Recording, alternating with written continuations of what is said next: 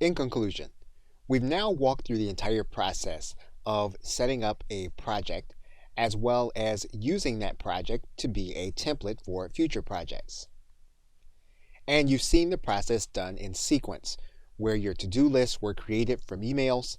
You were then shown how to then prioritize those to-do tasks. You were then shown how to assign them to team members as well as to assign to dates. We walked through the process of working with groups and why they were important, as well as adding in individuals to our discussion, even if they don't have a Basecamp account or if they are not part of our team. We walked through 3 common sense integrations with Zapier to integrate with Basecamp to give it additional functionality.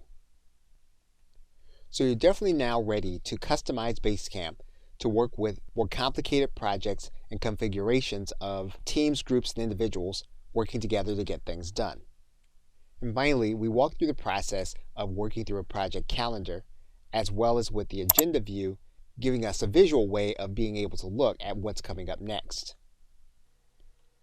So with that, thanks, and I'll see you either in another video or in another course.